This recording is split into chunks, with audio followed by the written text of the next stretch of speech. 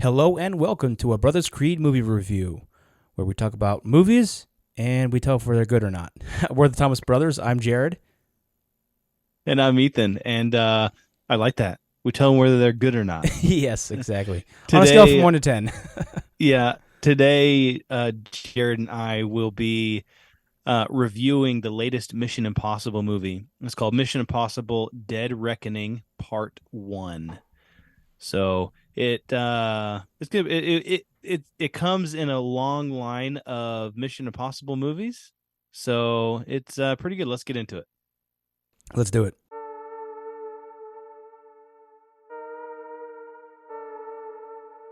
Yeah, I'm thinking I'm back. Most valuable commodity I know of is information. And that, my friends, is called integrity. That's called courage. Now that's the stuff leaders should be made of. Either you're somebody or you're nobody. You're not the devil. You're practice.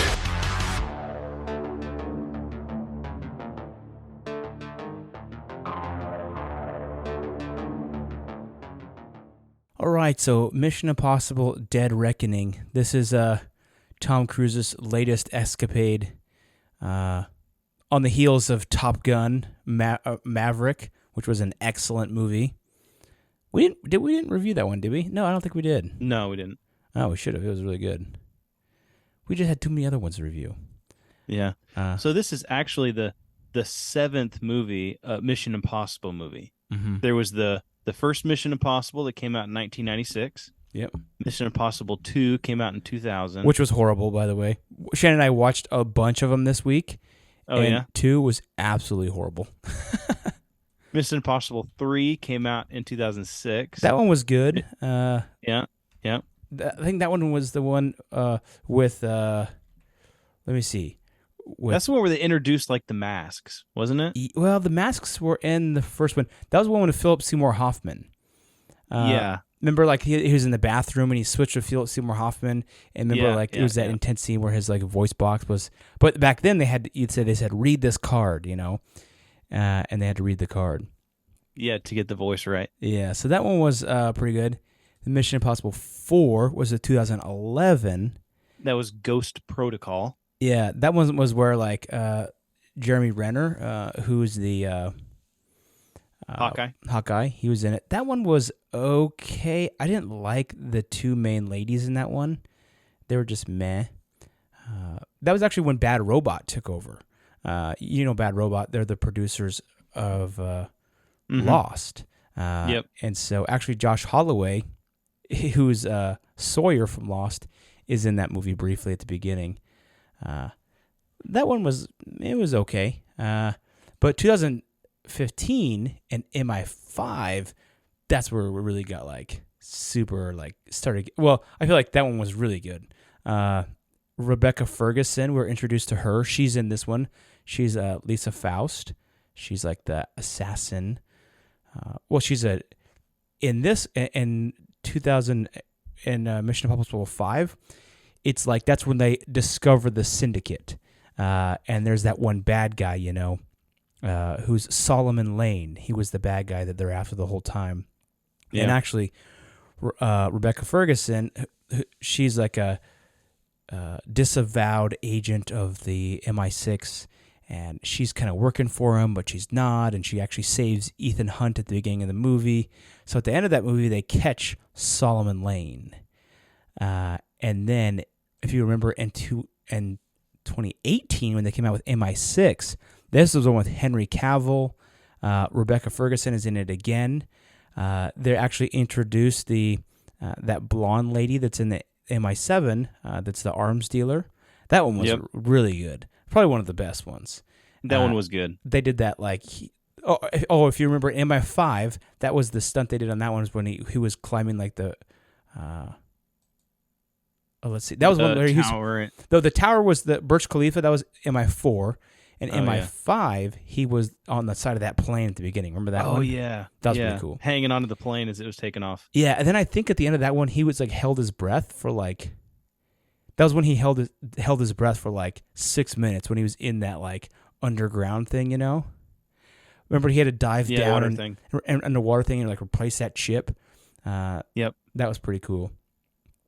Actually, one interesting note is there's kind of he has his team, right? He has Luther, who's the black guy. Luther was actually from Mission Impossible 1. He was from the original.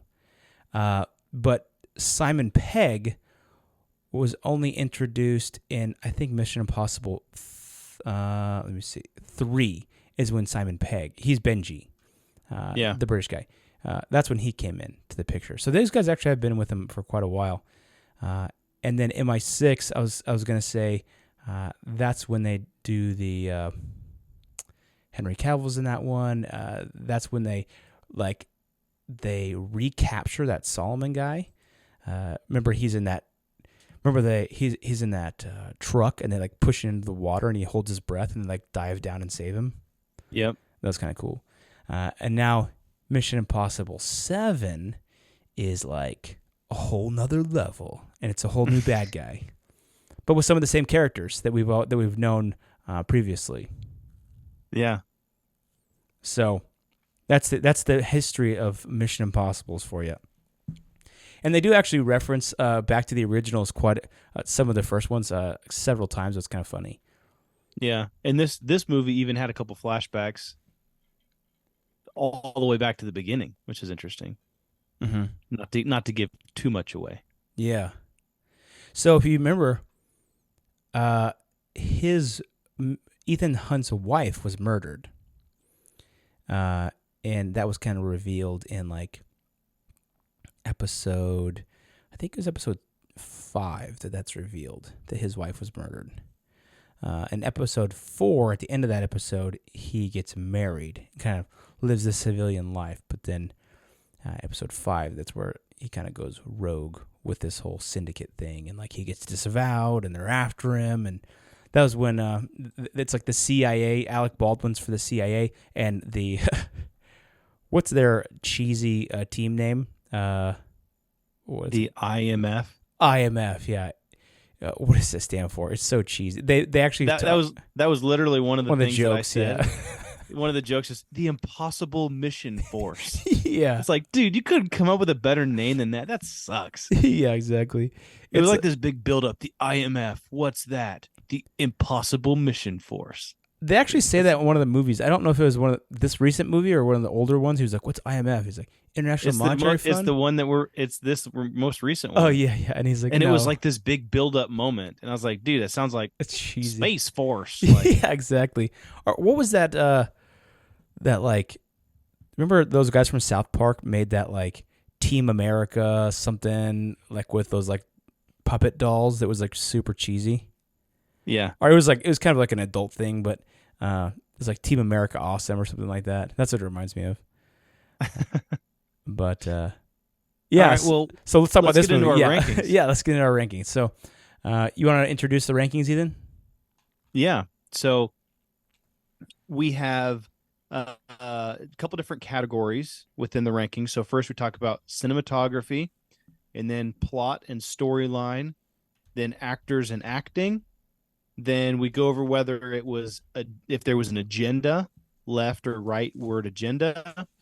We talk about if it's a career or a creed building movie, whether it builds your personal creed, and we assign a number 1 to 10, 10 being the best, to all those categories, and then we average them up at the end. Yep. So for cinematography, I gave the cinematography on this one a 9. I thought it was pretty good. Yeah, it was good. I also thought it was pretty good. I gave it an 8 just because I was kind of comparing it to John Wick. And I think like it was good. I thought it was great. But it wasn't like visually stunning like I felt John Wick was. John Wick was the only one so far I given a 10 to. And I was like, man, this is like visually a masterpiece. But this one, it was good. I mean, I felt like it was the coolest part. Well, I guess don't give it away. I don't give it away, but I'll just give one little hint. There's the part where they're on this train, and that's a really cool. It's very visually stunning. That's a really cool part. So let's what about plot and storyline? What do you think about that one, Ethan? Yeah, so for plot and story, I gave this one a 6. A 6? Okay. Yeah, for plot and story. I gave it a 7.5, a little bit lower as well. Okay. I feel like this is not I'm interested to see what you think there. Yeah, I guess a non-spoiler. I feel like this isn't the first time this story has been told. So yes, it's kind agreed. of. I mean, it's cool that it's Mission Impossible, but it's been told before. Yeah. What about acting and talent? Acting and talent, I gave that one an 8. Same? I thought it was. I mean, Tom Cruise is Tom Cruise. Legend. Yeah, I said same. I think that across the board is really good. The new gal that was introduced, her name is she's actually Grace. Yes, she's Haley Atwell. She's actually the one who plays Miss Agent Carter in the Marvel series. I thought she was really good. Yeah. Yeah. All right. Agenda. For this one, I put neither left nor right, but I did have kind of some general government agenda kind of in there, but I didn't really feel like it was major left or right. Okay. Yeah, I agree with that. I said none. I said neither left nor right. Yeah. So, what about Creed building? I gave this one a 6 for Creed building. Interesting. I give this one an 8. I thought there was a decent amount of goodness, and even more so than any of the other ones we've seen in this one. That it almost like played them up a little bit more than historically they have. So it's pretty good. It did have some underlying themes for sure. So yeah. So my total score was a 7.25. Mine's 7.8. All right. So we're same ballpark. I was a little bit higher than you on this time, but I think your plot and storyline really dragged you down on this one, though. It wasn't my plot. Oh, the plot. Your rating on a plot storyline. Yeah. So what's your quote about this movie that's going to be shared in magazines across the world? Well, let's see. So my quote, and I was trying to go back and really kind of incorporate, I don't know, what I could remember from the other movies. I really should have gone back and reviewed some of the past movies like you did, but I kind of went into it blind. But my quote, well, let's share your quote first. So, as you know, some of my quotes can be pretty nasty, especially the last one. It was pretty nasty for Guardians of the Galaxy, but this one was a thrilling spy movie with more heart than any previous Mission Impossible movie, and a villain that will leave you thinking about our future. I like that. Yeah. Yeah. So mine, I wanted to incorporate something about Tom Cruise just because he's legend. Yep. So and a little bit of the background. So mine was Tom Cruise running, kicking, and fighting for his family. slash friends. Yeah. That's accurate, man. Because he's basically running the entire movie. Yeah. He is. He runs in a lot of his movies. All those movies. Yeah, he does. Cool. Yeah, I like yours. And I like the future part of it. And I'm sure we'll get into that too. But yeah. Overall, so would you recommend seeing? I would. Yeah. I mean, these types of movies, I mean, this is kind of like, they get to the point where it's like the Fast and Furious movies. It's like, if there's another one, I'm just going to watch it just because it is what it is. Yeah, so I think it's actually I think Fast and the Furious has been so played out that it's almost like satire in itself, each additional one that they do. Yeah. And it's the same thing every time. Yeah, I feel like this one is actually, I feel like these are I don't know. I think that they're like each one is like almost better than the last. Like just really good spy movies. I think I do like the one with They have Henry gotten Cavill better. a little bit more than this one, but this one was really good too. Yeah. Well, I just think the technology has gotten even better too. Yeah. In 1996, in the original one, they didn't have, drones where he could jump off cliffs and they could get all these different amazing shots and stuff like that. Yeah, yeah. Um, but cool. All right. Well, let's get into the spoiler portion. Spoilers. Let's do it. Go ahead for cinematography. I gave it a 9. You gave it a 8. Yeah, 8. I thought it was really cool. I mean that train scene when that train crashed, that was like that was really awesome. Yeah. I really liked the sandstorm scene. The sandstorm. Oh, when they're at the beginning and they're fighting and like At the beginning they're fighting when he was riding the horse into the sandstorm and those guys were chasing him, and then he went into those buildings and was clearing all these buildings with all these guys in the sandstorm you couldn't see, and I thought it was really cool. Yeah, that was cool. I mean, I thought it was okay. I mean, it was a cool scene. I thought the train scene was like visually stunning. Yeah. I like the whole airport scene where they were in the airport, they're trying to get the key and all that kind of stuff. I mean, that was kind of dragged on a little bit. I didn't feel like that was very visually stunning. And then the whole car chase thing, I thought it was funny. It was lighthearted. That whole dynamic that they had with the car chase scene, In the little yellow car. Yeah, but it wasn't like visually stunning. And then, when they're, I thought his motorcycle jump off the cliff. I mean, I thought that was like brilliantly filmed. yeah, I thought it was cool. I actually thought it would be cooler, to be honest with you, because of all the hype that I've seen around it. But it was. I mean, I was like, oh, okay. I mean, you couldn't even really tell it was him. I mean, he could have had a stunt double do it, but he decided to do it himself. Yeah, well, I was gonna say just knowing that he did it himself, and I think he had to take. I think he did a couple takes too of it. That's just crazy. Yeah. I mean, that was a cool scene. I kind of was thinking that it would have been a little bit. I mean, it wasn't as cool as like him climbing like the Burj Khalifa. I think that was a way cooler scene. This one, I don't know. I wasn't as impressed with this one, with just the base jumping.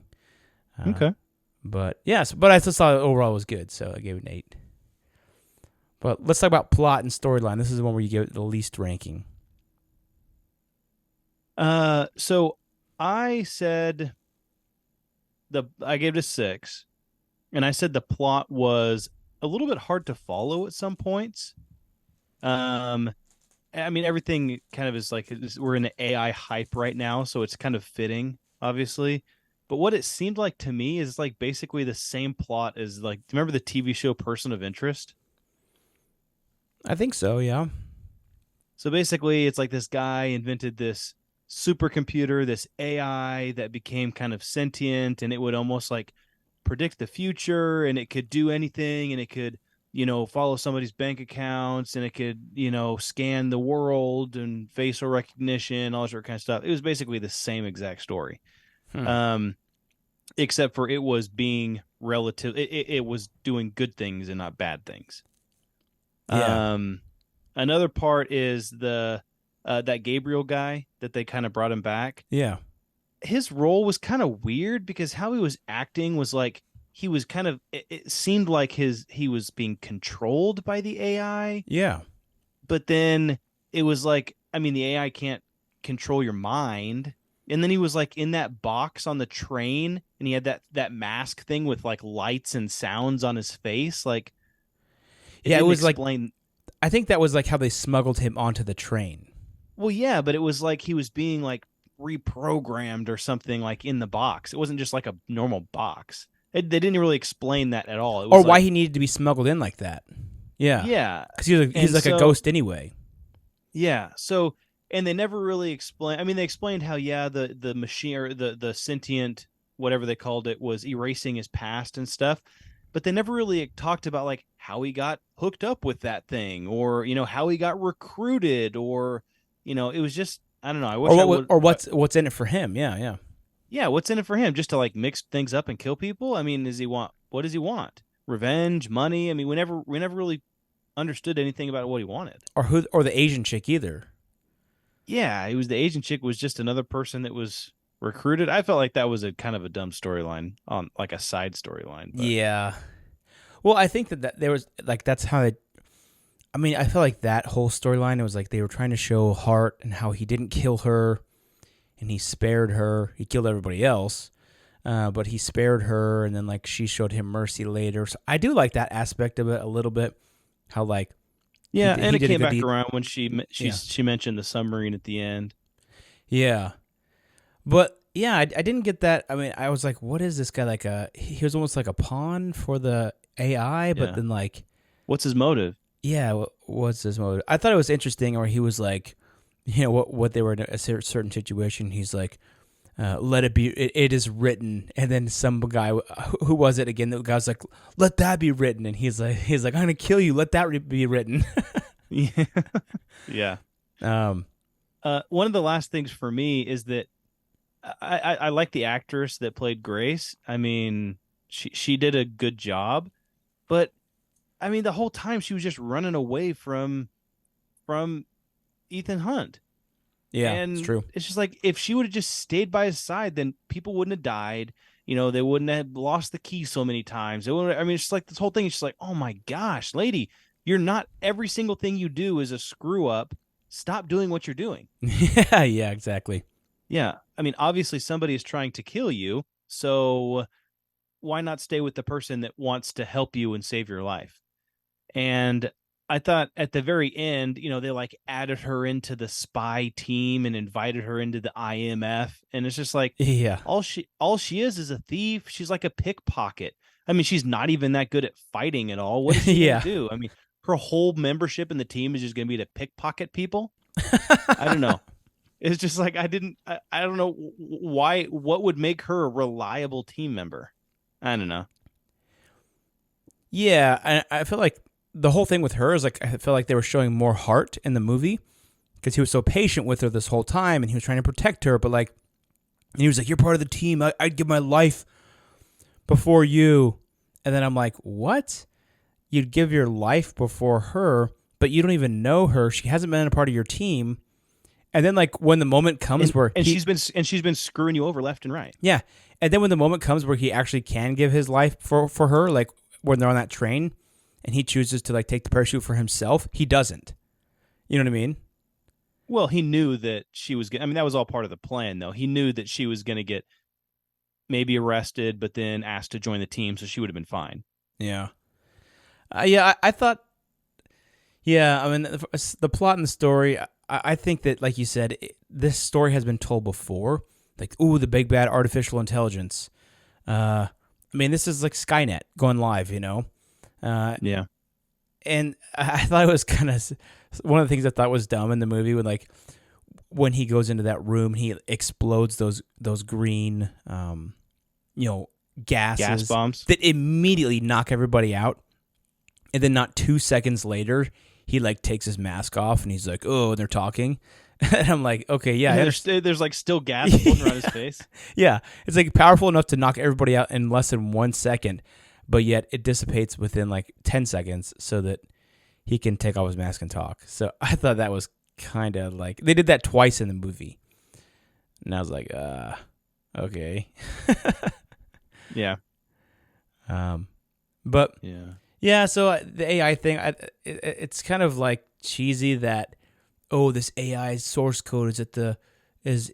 I thought it was cool at the beginning when that submarine, they were doing that, like the computer made the submarine think that something was there and it wasn't. I thought that was cool. Yeah, I thought that was cool. I was like, dude, that's like next level warfare. Yeah. But the idea that this thing's source code is in this submarine and then it has to be unplugged there, but yet it's all the way in the cloud and everywhere, and it's like, okay, why can't I just download the source code somewhere else in like a million different places, you know? Yeah, and did it not download itself somewhere else in some other hard drive somewhere else? Yeah. Yeah. I mean, anybody who knows anything. And why do you need a key? Why can't you just blow it to smithereens? Yeah, exactly.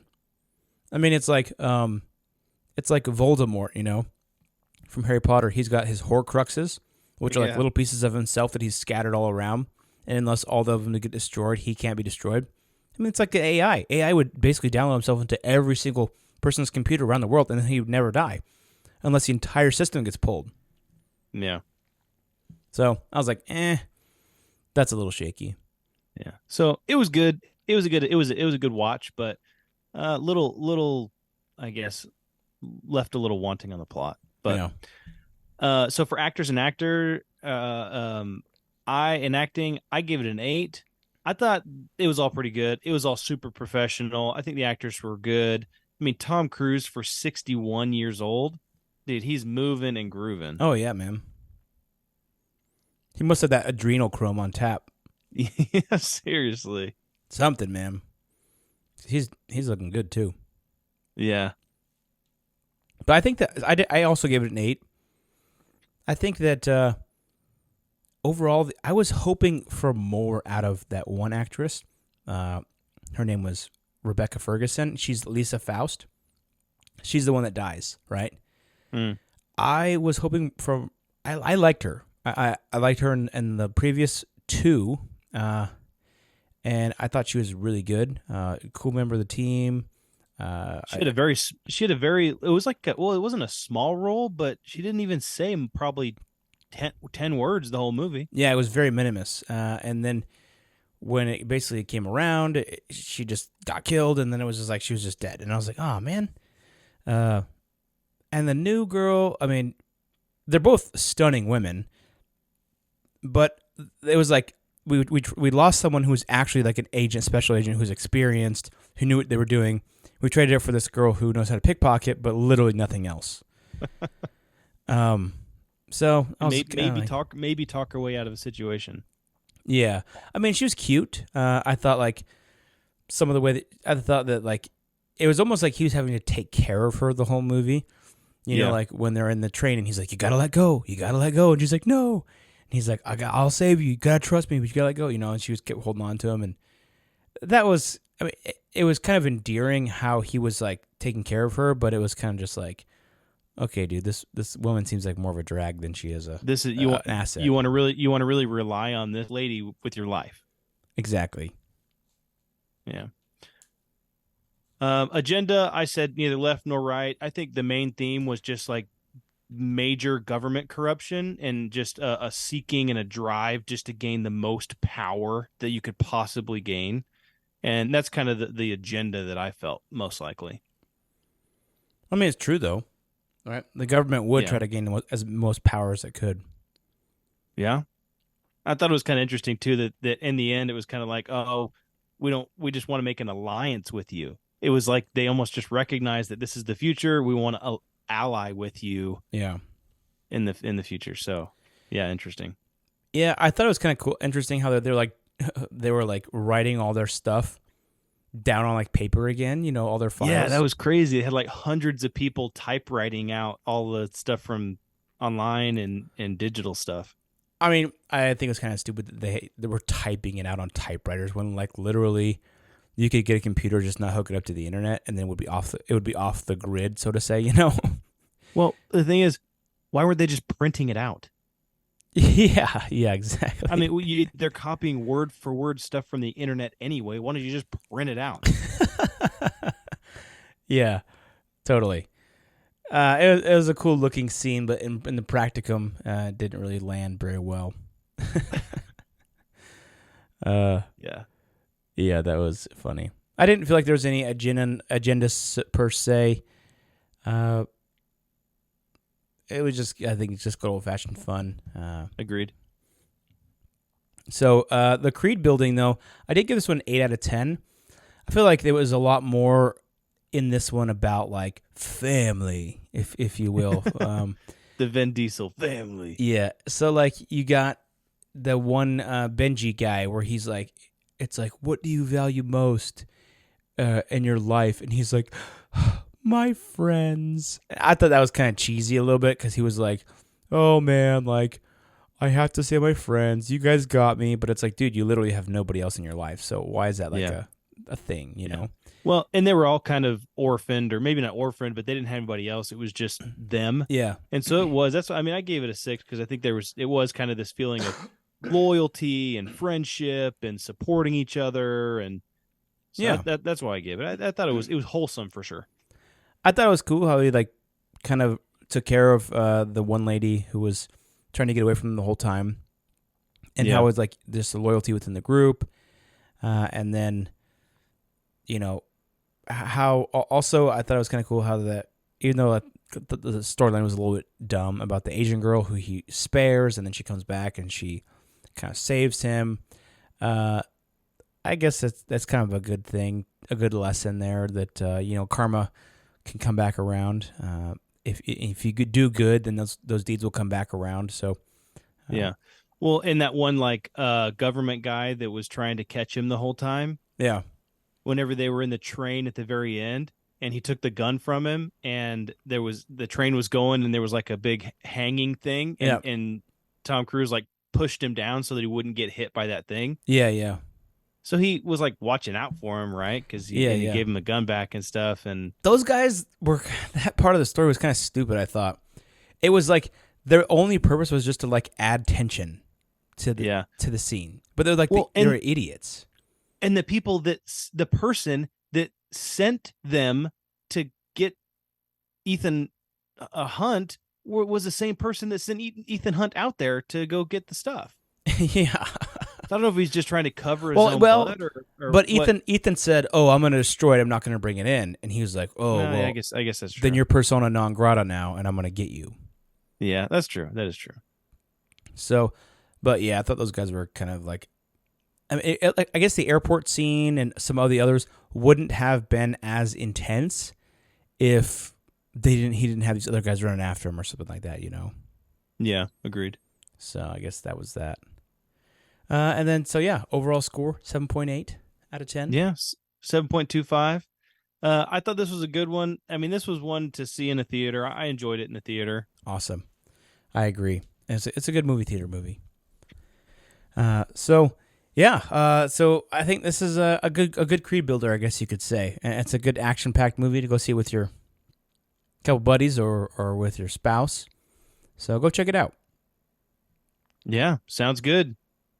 All right. Well, for those listeners out there, thanks for listening, and let's build that Creed together. All right, let's do it.